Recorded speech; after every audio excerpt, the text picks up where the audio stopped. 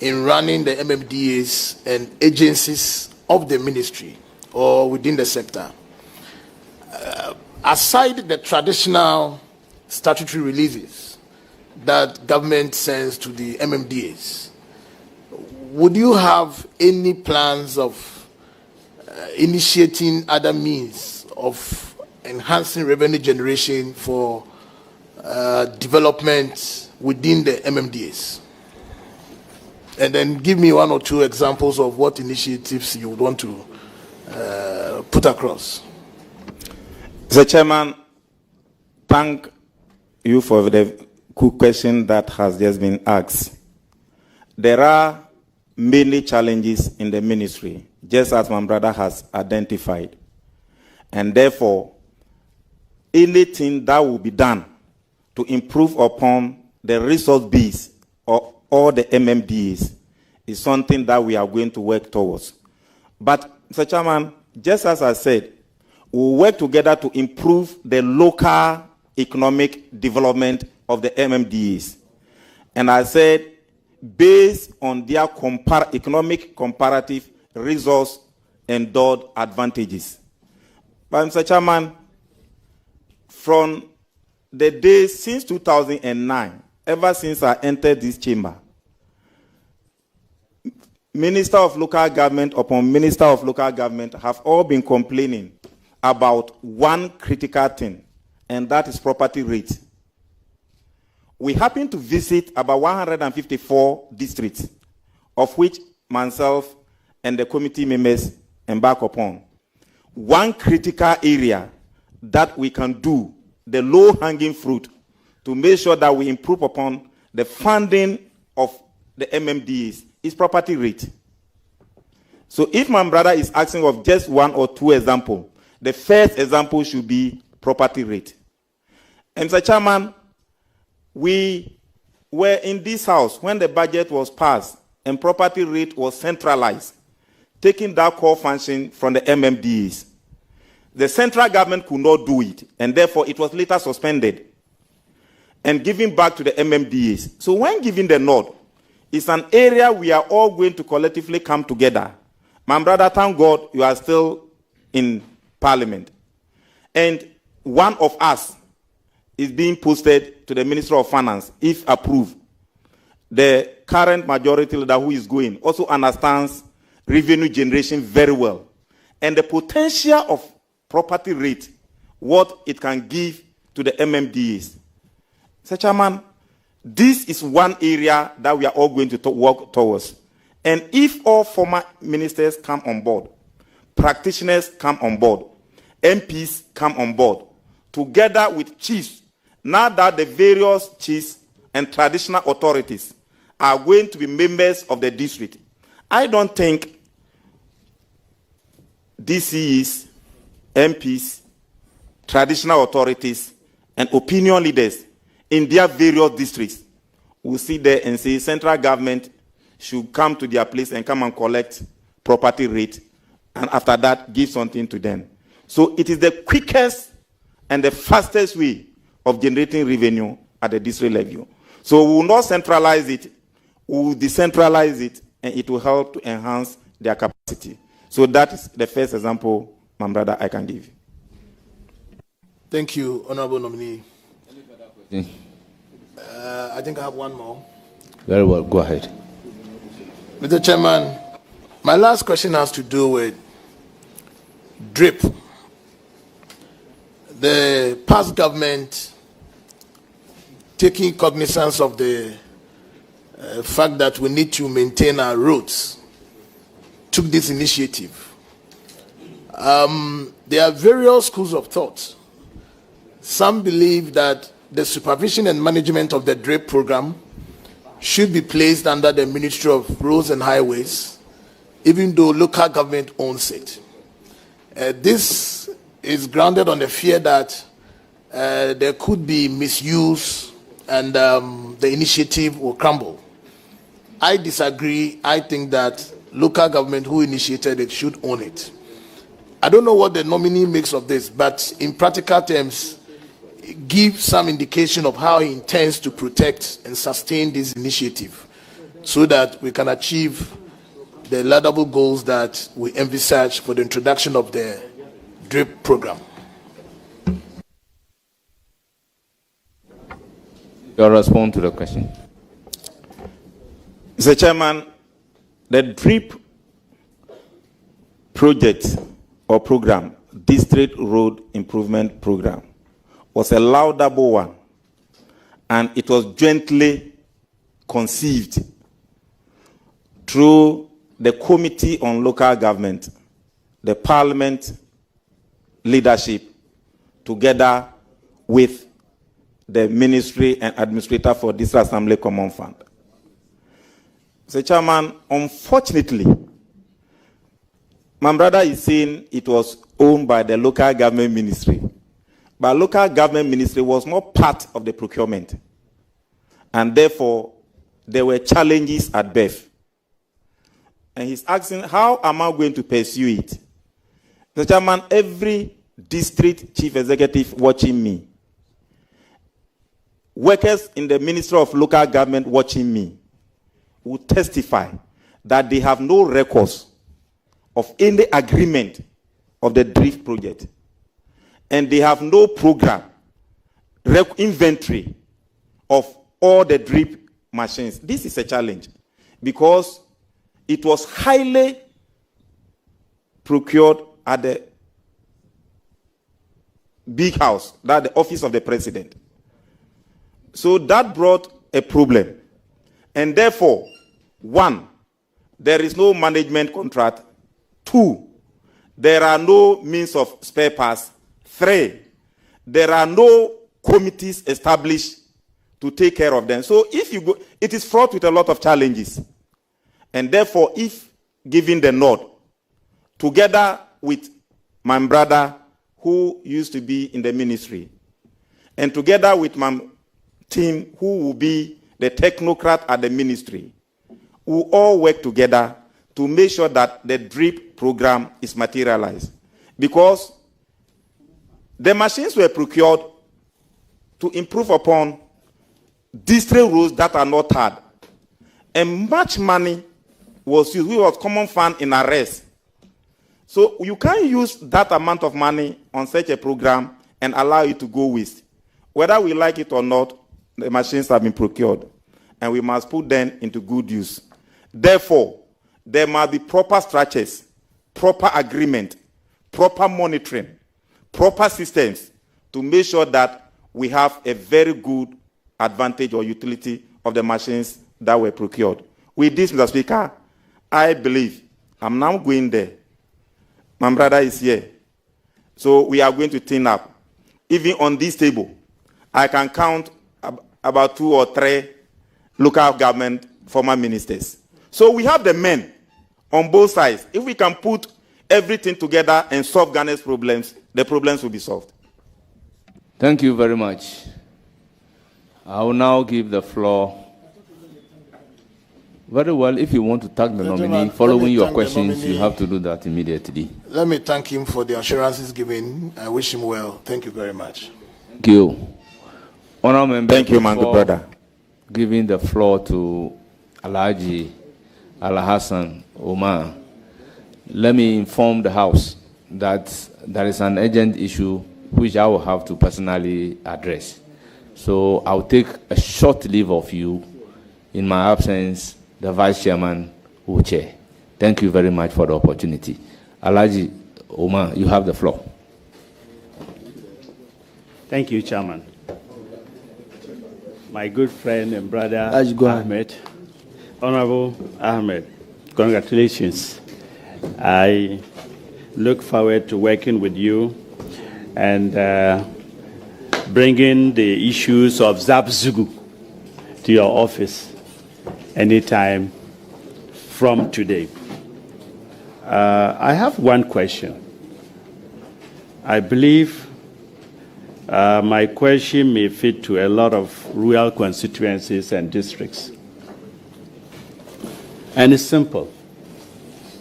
Would you consider to decentralize waste management contracts at the MMDA's level? because we see a lot of contracts, whether they like or not. It comes from the top down. Thank you. Mr. Chairman, the question being asked, I'm not privy to any of the waste management contracts. But what I can see is that there were ministerial disalignment, because all over the world, waste management is a municipal function and should be a core duty and responsibility of the MMDs. Waste practitioners or workers are available in every district and municipality. And therefore, the presence of the sanitation ministry will be properly placed in the Ministry of Local Government, because they have their presence in every district. And once that is done, the problem may not be about contract, it may be about supervision and monitoring. So if the sanitation department of the Ministry of Local Government and Rural Development will be strengthened to make sure that they are able to do proper and effective monitoring of sanitation issues, the problem can be solved. Because it is more of monitoring than just contract. Thank you. I wish you well. Thank you, my brother. Thank you very much. We now have Honorable Muhammad Shaibu. Mr. Chairman, I'm most grateful. Honorable nominee, congratulations. Thank you, my good brother. Your designation, Honorable nominee, Minister of Local Government, Chieftaincy and Religious Affairs. I think mention was made of sanitation too. Is that part of it? Yes, Mr. Chairman, there's sanitation as part of it. It's 3 in 1. Very well. Trust that I will ask no question about your competence. Thank you, my brother. You have demonstrated over the years at the Ministry of Local Government. However, what I don't know is the Chieftaincy and Religious Affairs and the sanitation bit. Already we know that one of the biggest ministries is the local government. If we add chieftaincy, religious affairs, and sanitation, it makes it even bigger. Tell us your take about that.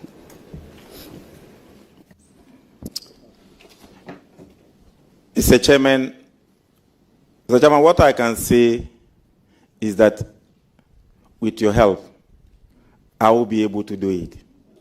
Simply because 3 ministries are going to be combined to make 1 ministry. It now becomes structural realignment, where coordinators will be positioned at the other ministries that are being brought together with the local government ministry. The sanitation model department will have a coordinator. The chieftaincy department will have a coordinator. And the local government itself will have a coordinator. And there will be a chief director who will be coordinating all these things. So man work or man duty will be to deepen effective supervision and ethical governance. With this, Mr. Chairman, I believe we will be capable of doing it. Thank you, Chairman, and thanks for the answer technically.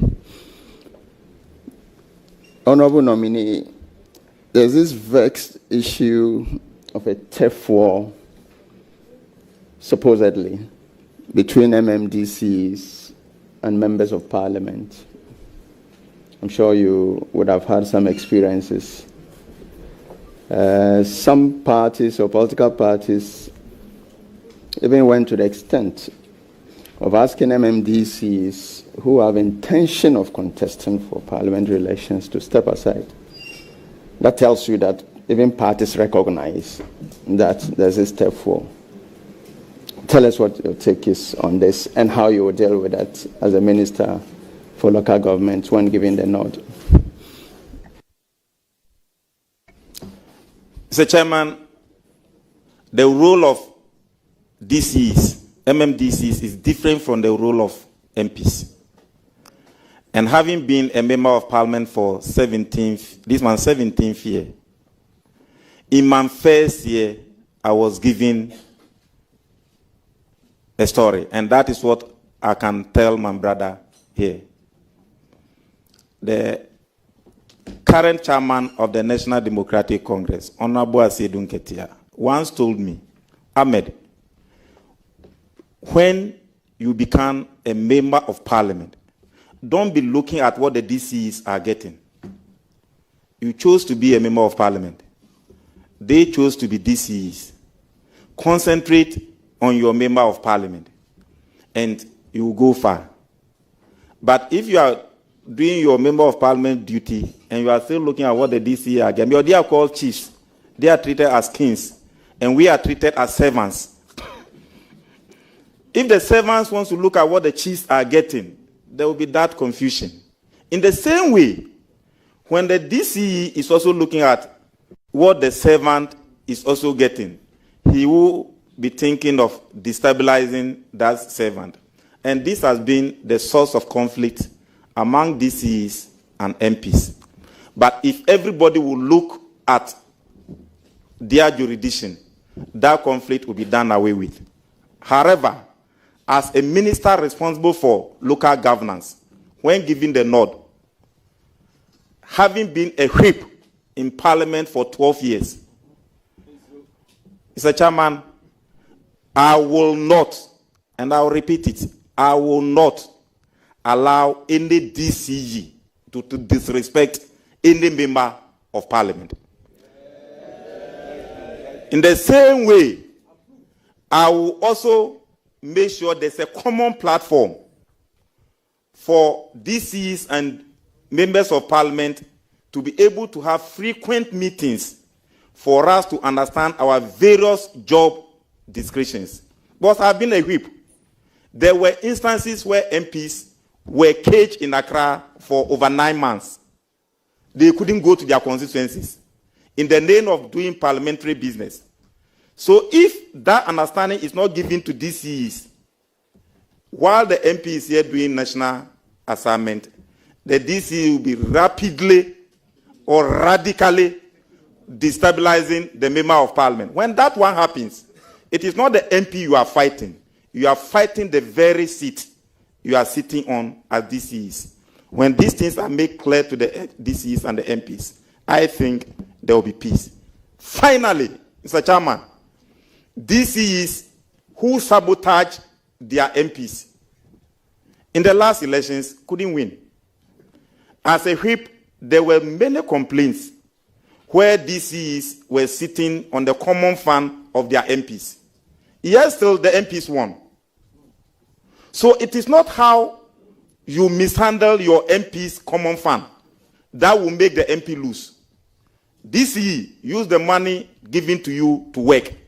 MP, use the one given to you to work. When everybody is to work on our various roles and responsibilities, there will be peace. But once again, I, as a former deputy whip for 12 years, will not allow any DCE to disrespect any MP. That is my word, and you can take it from me. Thank you, Honorable Ahmed. Honorable Shabu, you have more questions. You have a last question. Honorable nominee, I can see that members of parliament seated here and those listening to you have an impression that there's going to be some fireworks, and the positive one, of course, in their favor. Thank you. My last question has to do with DRIP. Your predecessor is here. He mentioned the DRIP. And can you tell us who procured those equipment, in whose name are they procured? Are they assigned directly to assemblies? What's the actual mandate? It's a chairman. Those times, the initiative, and if I'm to go deep into the drip, we may even sleep here. Because this is where Parliament held the administrator for this Assembly Common Fund to account for some 3.5 billion Ghana cedis arrest from 2018, 2019, 2020, and up to 2022. So it was that money, arrest, that was supposed to be given to the administrator to procure the machines. But Mr. Chairman, you and I will agree with me that when the machines were about to be procured, the Ministry for Local Government was not involved. They were procured at the office of the President. And as I speak to you, not all the money has been paid. The contract, when given the nod, everything will be made clear, and the House will be well informed about the position of the DRIP. It was a good concept, politicized and destroyed at birth, but we can rejuvenate it. I wish you well, Honorable Nominee. Thank you, Honorable Shabu. It is now the turn of Honorable Vincent Eko Asafua, the MP for Otafu. Thank you very much, Mr. Chairman. Let me first and foremost congratulate the nominee for Thank you, my good friend. For his appointment. I know he is going to deliver because being a leader of this house, he has shown the mettle and the intellectual capacity on the floor of the house. So I have no doubt in my mind that the Honorable Ahmed is going to be a very good local government minister. Having said that, I would want to pick your thought on two constitutional provisions. Before I got in, I was listening to you, and I think a question was asked to you specifically that is the DACF administrator going to be answerable to you? And your answer was in the affirmative. In view of that, if you could turn your constitution to Article 70, if you have your constitution, you could turn it to Article 70 of the 1992 Constitution, 70C, which reads, that is, appointments by the President. The President shall, acting in consultation with the Council of State, appoint. The C is the District Assembly's Common Fund Administrator. If you also turn the same Constitution to Article 2524, which also reads that there shall be a fund to be known as the District Assembly's Common Fund, therefore says that there shall be appointed by the President with the approval of Parliament. So, one constitution giving two different ways as to how a District Assembly's Common Fund will have to be appointed. Administrator will have to be appointed. One, it says that with consultation with the Council of State. The latter says that with the approval of Parliament. So, since you are saying that the District Assembly's Common Fund Administrator is going to be answerable to you in the event that you are called upon by His Excellency the President to give an opinion as to how this appointment will have to be done, what is going to be your take on this? The nominee can answer, but I think from what you've read from the Constitution, I don't see any inconsistency. The President must appoint in consultation with the Council of State. Chairman. I'm coming. I will, but I'm the chair. Turn off your mic, please. Yes, I know. I know, but the chairman has views, and I have to express them. And so I believe that consulting the Council of State and getting Parliament to approve is not inconsistent. But, Nominee, I think you can answer that. Thank you. Chairman,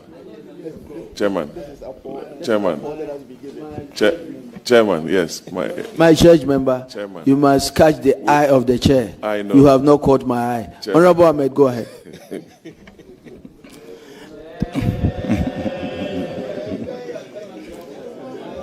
Thank you. Thank you, Mr. Chairman. Mr. Chairman, the question that was asked was, do I think that the Common Fund Administrator should report to the Minister responsible for local government? And I answered in the affirmative. But the question was not in reference to the position of law. If it comes to the position of the law, Mr.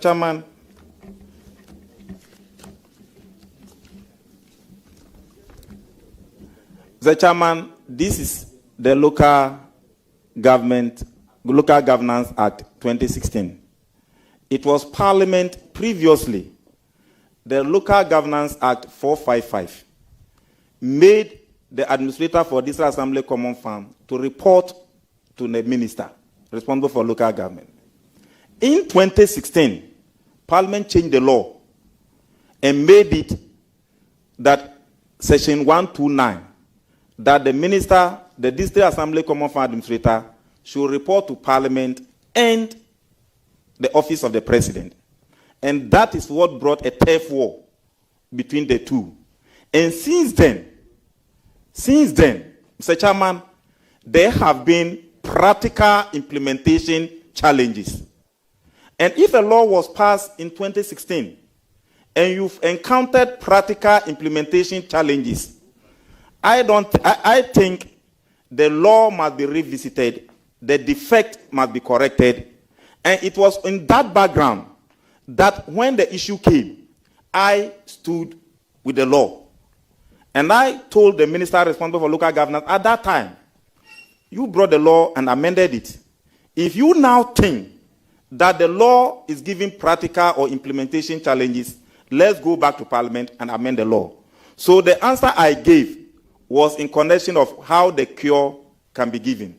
Because one, during the law was passed in 2016. Honorable Hajia Alima had challenges. Honorable Damboche had challenges. My very good brother who was asking me these questions also had challenges. And, Mr. Chairman, the whole issue is how to resource local MMDs. And it is the minister responsible for local government who has that supervisory rules. So you can't give me job that I should go and fix the thing, and you've taken the pliers and the spanners from me. How am I going to fix it? That is why the former ministers for local governance after the law had those challenges. And Mr. Chairman, I don't want to sound too political, but truly, let's look at the performance of the MMDs, how DCs are not feeling comfortable to sit in their various offices because they always complain that greater portion of the DACF is deducted at source. So if the minister is giving control, the minister will get with members of Parliament and will make sure that we do proper supervision, because through the committee responsible for local governance, you go and visit and we'll be able to do proper allocation and the right thing will be fixed. So you are right. The question was not what do I think about the position of the law. It said, what is man's opinion? Man's opinion is that, yes, the administrator must respond to the minister responsible for local government to give the ministry the opportunity to be able to do government policies. Honorable Ahmed, in your answer, you brought out something very important. Okay. You brought out the issue of DACF deductions are source, that is a great worry to the district assemblies. And so I think that as a chief whip, you have first-hand information of these challenges.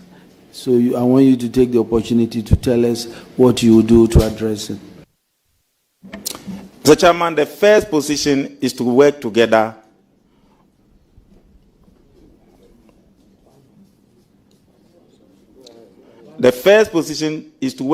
with Parliament, because the approval for the formula for the disbursement of common fund is done by Parliament through a code of the whole. And thankfully, the person going to be responsible for finance is a former leader of this house who used to champion the releases together with me. And your good self. So this is something that man leaders, including you, used to do. And we are going to deepen it. Honorable Sefua, do you have any follow-up? Yes. Well, unfortunately, I didn't get the answer that I wanted to get from my honorable friend, the nominee. Honorable Ahmed, you cannot use an act of parliament, as it were, to meddle a constitutional provision. My question was, there are two constitutional provisions. Those constitutional provisions is determining how one appointment will have to be done. Article 17. Honorable Asafua, you asked the question. The honorable member has given an answer. That is his honest opinion, he said. So that's why I asked you, do you have a follow-up? So, no, if you don't have a follow-up, then I wanted to pick his opinion about if there is an opportunity for him that has been given to him by His Excellency the President as to how such an appointment will have to be done. My question to him is he going to advise the President to take the route of Article 70 or take the route of Article 252? Or he is going to also prefer to the President that, okay, now that there's a constitutional review committee, you think that even after the appointment, this is the position that I want to take. So, I just want to take his opinion in the event that he's asked as to how this appointment will have to be done, taking into consideration the two constitutional provisions as far as Article 70 and 252 is concerned. Thank you, Mr. Chairman. Mr. Chairman, my answer was that my opinion was sought, and I gave my opinion. The question my very good brother is asking is the position of the law. But like he has rightly answered, I answered by saying that together with Parliament, we are going to amend the necessary laws. And then amending the necessary laws, it is not the minister alone who is going to do it. Truly, there is a constitutional review committee, like you have rightly said, and which is going to deal with the constitution. But I just wanted it to be made clear that there have been implementation challenges. And those implementation challenges must be addressed. Addressing them will be amendment to the various laws regulating the appointment and the functions of the administrator for this Assembly Common Fund. So I take it on board. Right. Thank you very much, Honorable Safwa. It's not the turn of Honorable. I have other questions. I'm supposed to have three questions. Well, I asked you, and when you were starting, I'll give you a chance. I'll give. My second question to the nominee is, with respect to election of MMDCs, I just want to pick your thought on that. All over the world, there seemed to be a certain approval or some amount of unanimity as to election of MMDs. In Ghana, we don't have it that way. Mr. Chairman, can you protect me? I'm receiving bows from all over the table. Please let the honorable member ask his question. And so, one, do you agree to the fact that we should allow MMDCs to be elected? And secondly, does it have to be done on partisan basis? These are the questions I want to ask.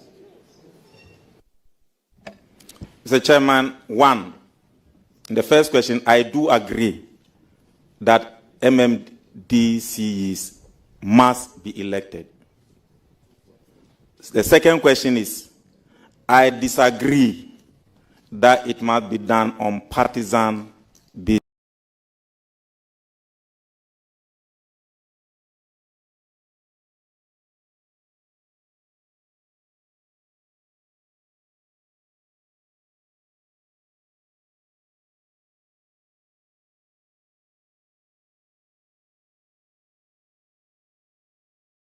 And that is the bone of contention between the two sides. We said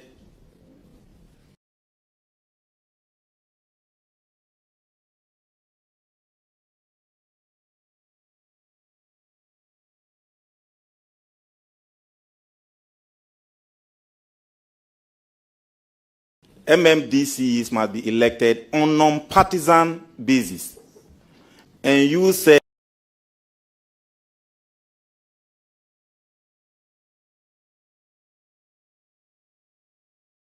they must be elected on partisan basis.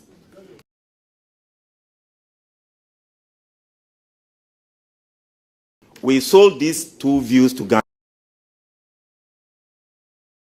Ghanaians. We had 184, you had 88. It means Ghanaians totally agree with election of MMDCs on non-partisan basis. And I believe that if there's any time that this should be done, it should be now. Thank you. Thank you, Honorable Safa. It's now the turn of Honorable Rita Odelosewa, MP for La Dadikopon. Thank you, Mr. Chairman.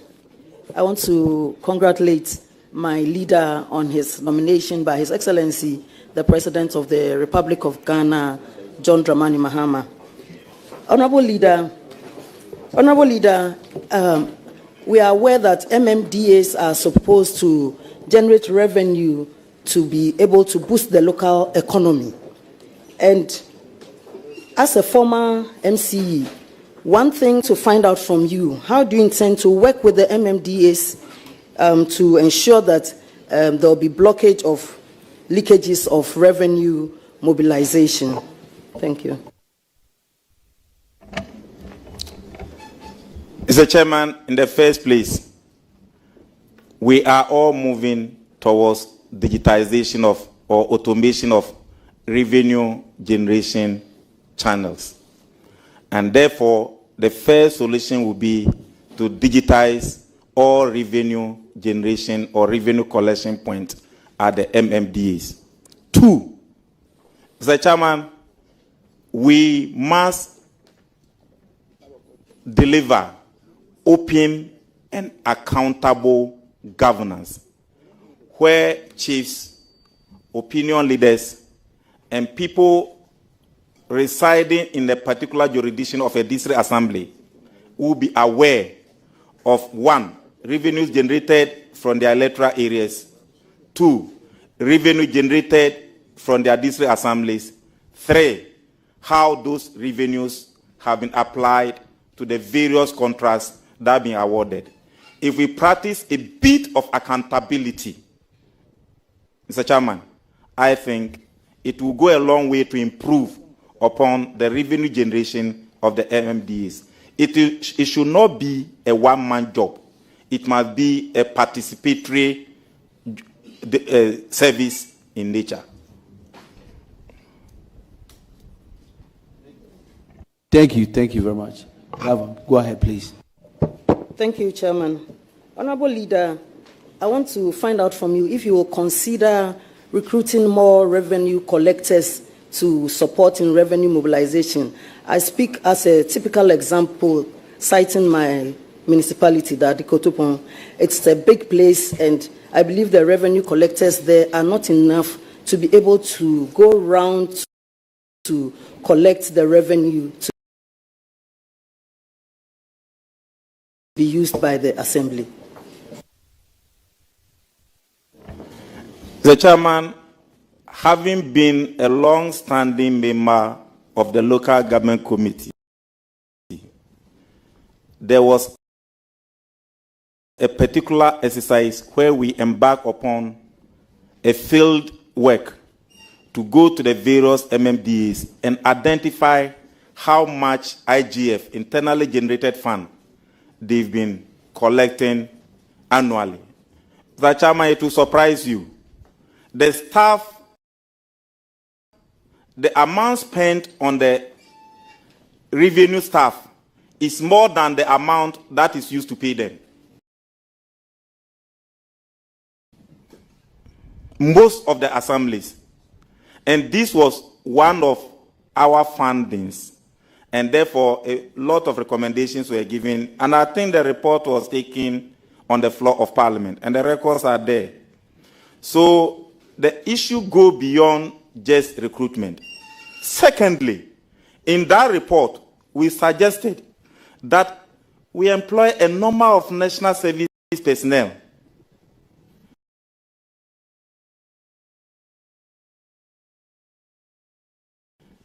as seated in Accra, some as receptionists, and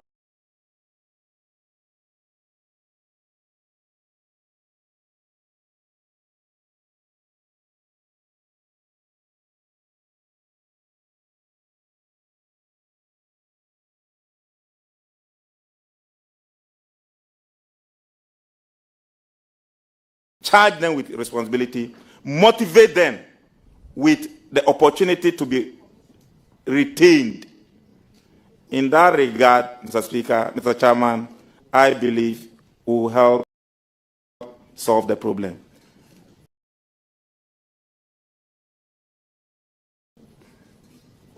Still have the last question.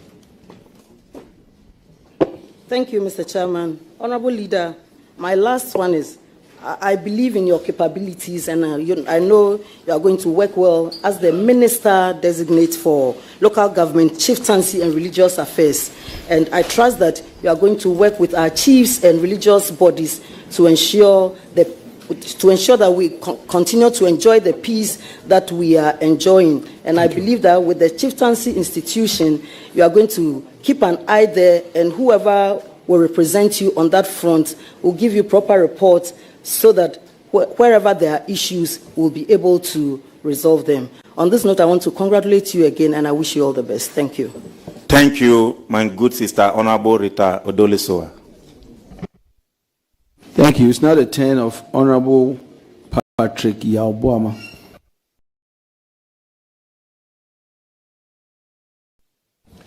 Thank you very much, Chairman, and congratulations to my good friend and brother. And then you'll be through. Anyhow, thank you, my good brother. Thank you.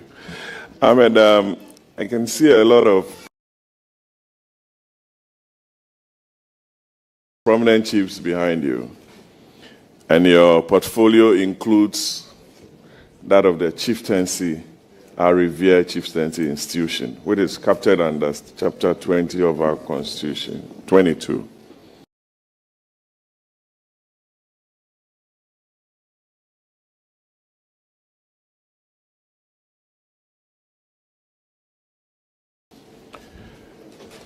We have witnessed a lot of chieftaincy disputes in this country.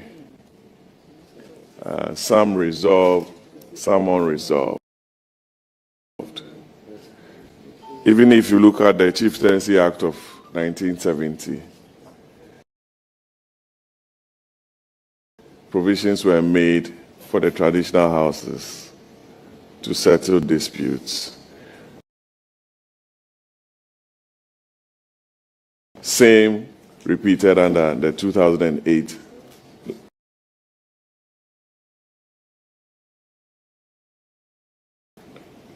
Act. The same definition for who a chief is retained, Asante and other paramount chiefs. Their designations and categorizations are there. If you go to the traditional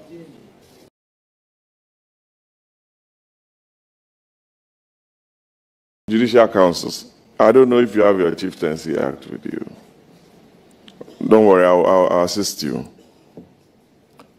from section 22 to 30 deals with the jurisdictions of the various houses of chiefs and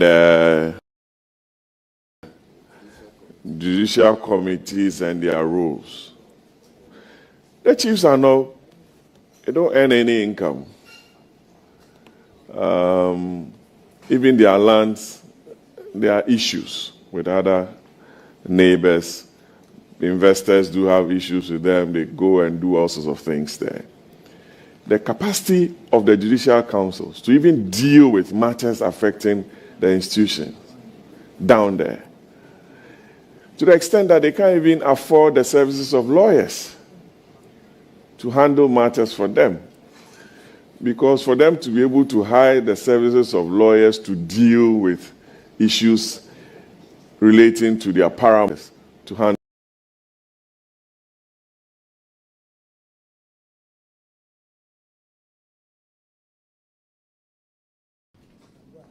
it was one of the concerns of the chiefs.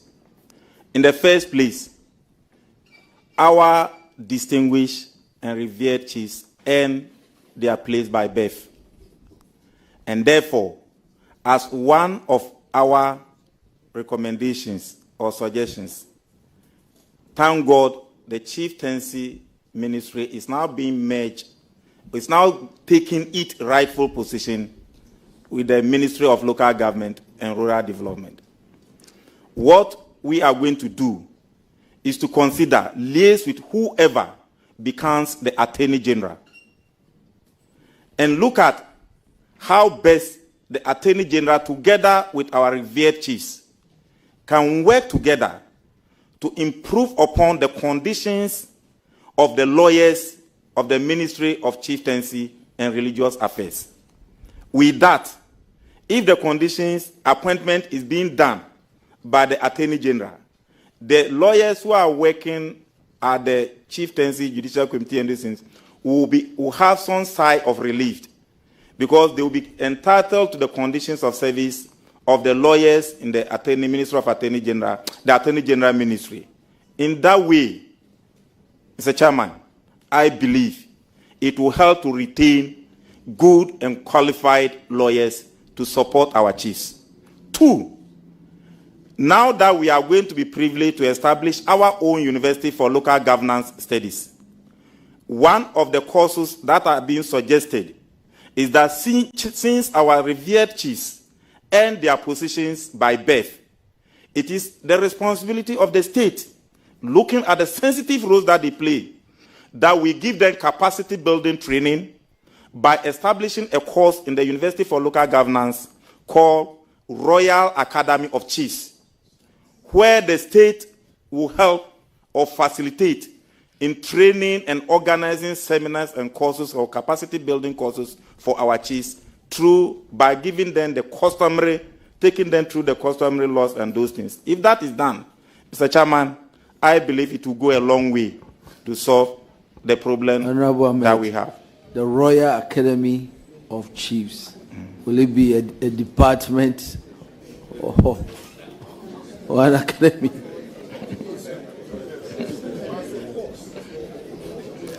Mr. Chairman, we have University of Local Governance Studies. This year's capacity will be built. Chiefs' capacity will be built.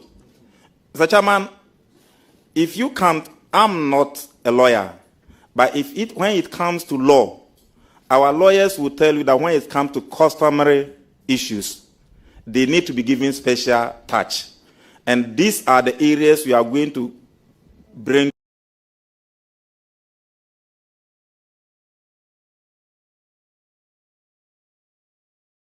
together to form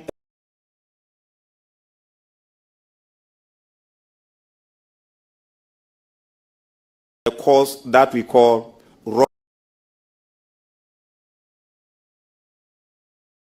Royal Academy for Chiefs. Very well. Honorable Obama, you have your next question if you haven't. Okay. Honorable Obama, hold it off. Chairman, let me I didn't want to do this, but let me. Honorable nominee, welcome. Thank you, my good friend. And congratulations. In other words, it will be a faculty for chieftaincy studies. In other words. Mr. Speaker, that is why the lawyers are there. Because you'll be brought together for us to bring the various subjects and courses together. Thank you very much. For now, we just want you to know that we have you have intentions to run a formal program for our chiefs and queen mothers. Exactly. Brilliant. Thank you Exactly. very much. And thank you for adding the queen mothers. So, Honorable, please go ahead. Smart Ahmed. Ahmed, let me turn your attention to your, I think, paragraph. You have not been nominated. You can sit there and ask questions. Roxin Dafiamepo. Page 181 of 200. You are proposing to set up, to come out with a formula to implement the plastic waste recycling fund under the Customs Excise Amendment Act. Do you know how much goes into the fund annually? And whether you have an idea of the proposed formula and its distribution? Because I'm sure you are thinking in the light of the DACF formula or the GET fund or the NHI formula with regards to this. But first and foremost, you need to know how much, because this is what you call the baller tax that you spoke against. And now in the manifesto, you are thinking of coming out with a formula under your waste management program, solid waste management program. I don't begrudge you, but I want to have an idea. Thank you. Mr. Chairman, that will fall under the jurisdiction of the Minister for Finance. Now that all the taxes are being considered and being realigned, so if you can give me the benefit of the doubt, let's wait for the Minister for Finance to bring the budget latest by next month or next 2 months. Then we'll see the way forward. Once this, for now, it is a policy. Once the calculations and the things have not yet been done, when the Minister for Finance bring it, you and I are here, and we are going to work together to know what will go into it. But for the record, you know, I thought you were going to credit me. We were all part of a three committee made up of 75 MPs who went on nationwide tour to come to propose that there must be a sanitation tax, which is called baller tax. And Mr. Chairman, you know I was the convener of those 3-member committee. So I thought you were going to credit me. From where we sit, some may speak against it, but it was our brainchild. Chairman, I don't have any further questions for my friend. I'm needed in the chamber, and I have to beg leave of you. Ahmed, congratulations. I wish you the very best. Thank you, Mr. Chairman. But Honorable Boama, you know you will be highly, and your services will be highly needed in my new ministry. For a fee. Thank you, Honorable. It's now the turn of Honorable Roxin Dafiamapo.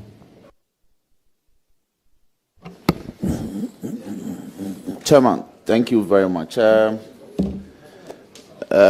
I have a couple of questions for my whip, and it's to enhance his work.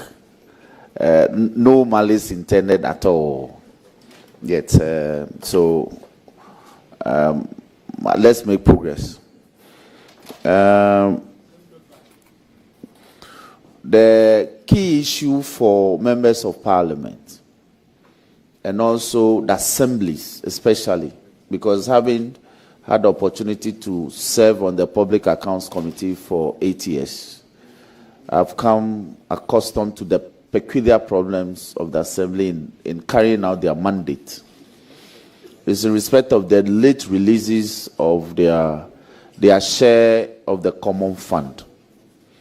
And as the sector minister, If this persists, we are going to be bedeviled with this.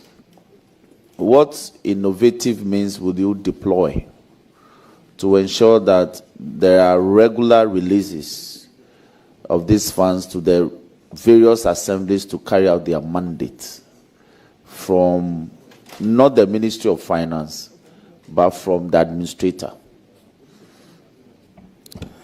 Mr. Chairman, you and I know that any government that plays with the timely release of this Assembly Common Fund to the MMDs pays the consequences. In 2014, the NDC couldn't pay the third quarter. I was a deputy whip. We spoke about it. We lost the 2016 elections.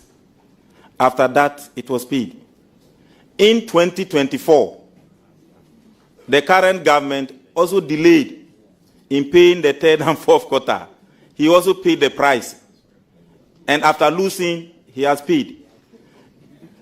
Whether you win or lose, you pay it. So a government that is in power and you want to win your elections, you must pay for your DCEs to work. If they work, the electorate will be happy and they will vote for you. So I'm not going to keep my mouth shut because I'm the minister responsible for local governance. I will continue to work as I used to work when I was a whip and when I was a member of the local governance committee, and make sure there is timely releases of those funds. Thankfully, the person I used to do the work together with, and that was the minister responsible, is now going to occupy the high office of the minister responsible for finance, who is very organized and focused, and who understands he is a 5-time member of parliament. I'm a 5-time member of parliament. We all understand the repercussions of not paying. So if you want the electorates to be happy and retain the government, we'll do whatever possible to make sure the monies are released. Secondly, Mr. Chairman, you asked in connection with the person who sits at the office of the administrator for this Assembly Common Fund. That is going to be a crucial consideration that we must all take due cognizance of. If you consider the role that such a sensitive office plays, the person who occupies it must be a person that will be vetted by this very committee. And it is for that reason that article, the Constitution is clear that this committee must not only vet the minister responsible for local governance, but you must also vet the person who is going to be the administrator for District Assembly Common Fund. So whoever is going to sit there will come before you for vetting.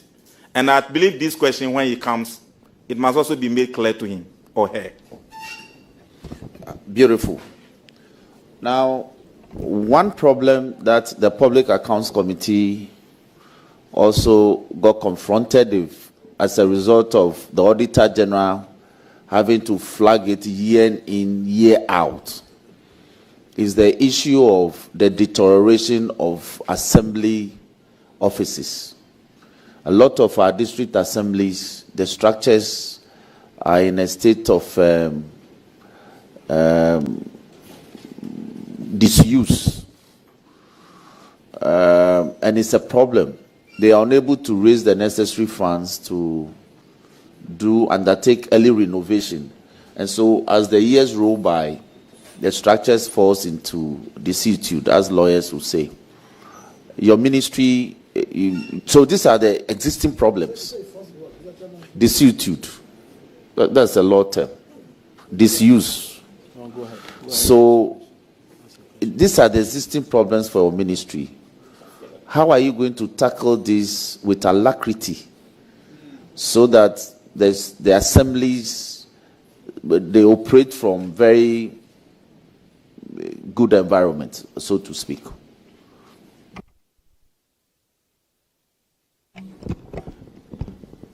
As a matter of fact, there is going to be a radical shift of mindset at the various MMDs, no matter the cost. I can build a whole district You cannot be given one building. And you say that within that district jurisdiction, they cannot maintain that one house. I totally disagree. So what we can do when giving the nod is that if you are a district chief executive and you are unable to maintain, repair your own office, then you have no business sitting there. That is a fact. 2, DCs are not protocol officers. They are local economic development agents. You cannot be sitting there waiting for Accra to bring you money. That will also be tackled. That is why I said we are going to form a common platform where all the former ministers for local governance, former chief directors responsible for local, they are all going to be consulted. When it comes to local governance, we have the Honorable Joseph Yelichre, the Honorable Ofusuampofu, the Honorable Oponfoso, the Honorable Matiaje Mensah Kosa, the Honorable Damboche, Haji Alima. We have a number of former ministers for local governance. They all wanted to do something small, they couldn't complete it. The same way, we have former chief directors. They all wanted to do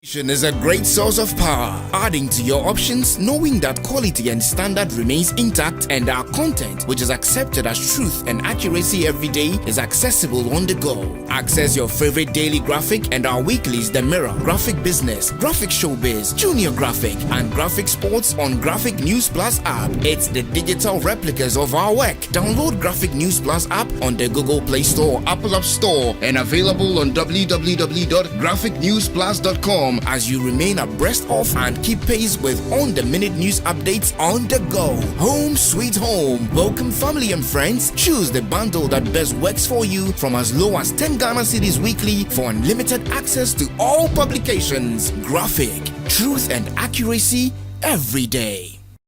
Information is a great source of power, adding to your options, knowing that quality and standard remains intact, and our content, which is accepted as truth and accuracy every day, is accessible on the go. Access your favorite daily graphic and our weeklies The Mirror, Graphic Business, Graphic Showbiz, Junior Graphic, and Graphic Sports on Graphic News Plus app. It's the digital replicas of our work. Download Graphic News Plus app on the Google Play Store, Apple App Store, and available on www.graphicnewsplus.com as you remain abreast of and keep pace with on-the-minute news updates on the go. Home sweet home. Welcome family and friends. Choose the bundle that best works for you from as low as 10 Ghana cedis weekly for unlimited access to all publications. Graphic, truth and accuracy every day.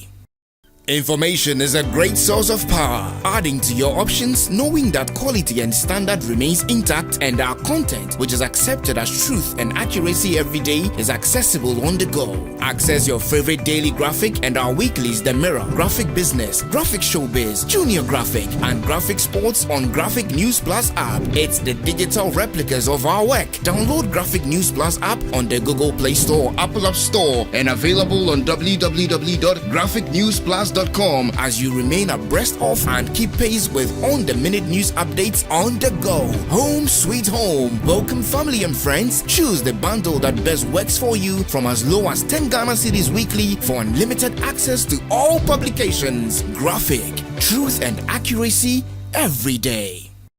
Information is a great source of power, adding to your options, knowing that quality and standard remains intact, and our content, which is accepted as truth and accuracy every day, is accessible on the go. Access your favorite daily graphic and our weeklies The Mirror, Graphic Business, Graphic Showbiz, Junior Graphic, and Graphic Sports on Graphic News Plus app. It's the digital replicas of our work. Download Graphic News Plus app on the Google Play Store, Apple App Store, and available on www.graphicnewsplus.com as you remain abreast of and keep pace with on-the-minute news updates on the go. Home sweet home. Welcome family and friends. Choose the bundle that best works for you from as low as 10 Ghana cedis weekly for unlimited access to all publications. Graphic, truth and accuracy every day. Information is a great source of power, adding to your options, knowing that quality and standard remains intact. That must be something that we must come up with pragmatic measures to address.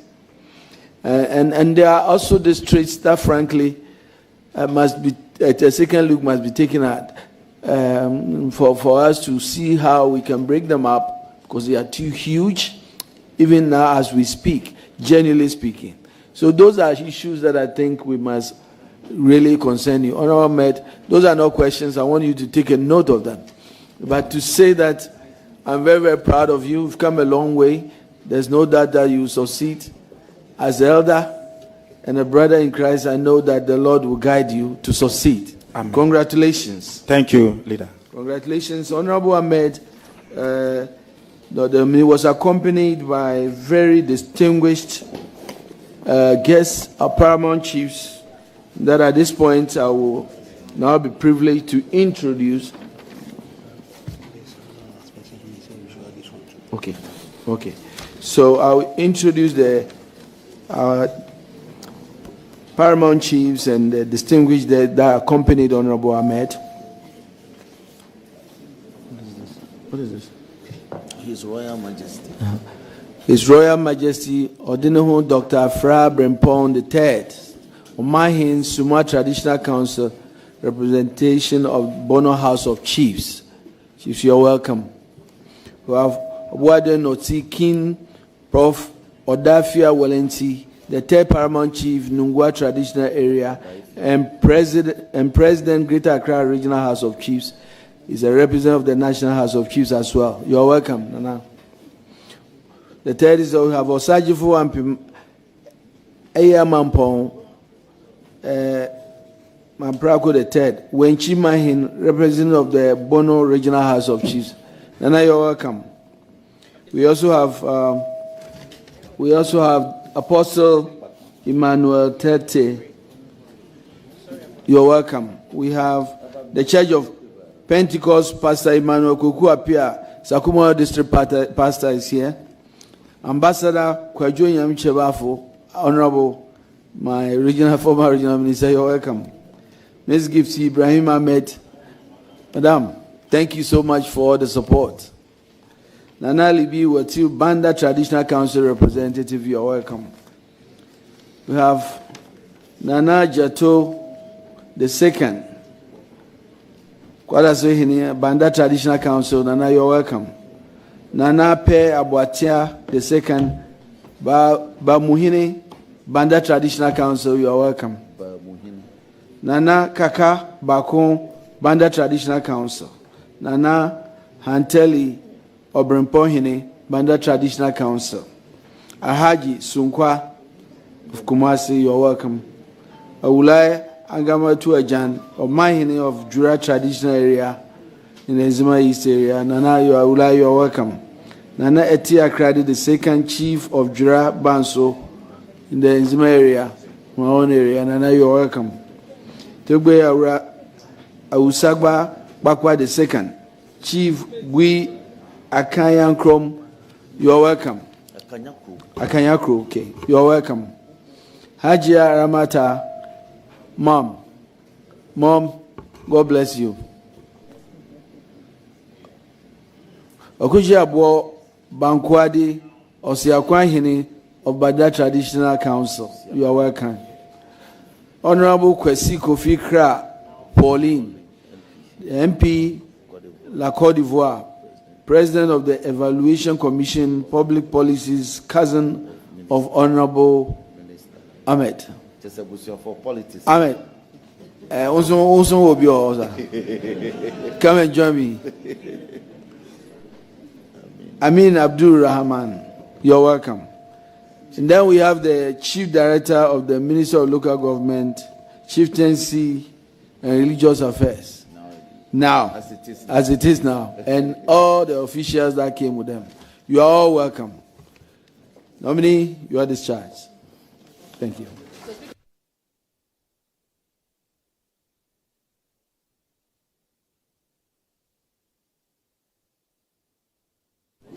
Yeah, colleagues, we will break and we will reconvene late this afternoon. Oh, we also have Sunyani Secondary School. All students who came and some officials from Sunyani Secondary School. You are all welcome. Colleagues, there will be a break. We will come back after Parliament adjourns. I thank you very much. Source of power, adding to your options, knowing that quality and standard remains intact and our content, which is accepted as information, is a great source of power, adding to your options, knowing that quality and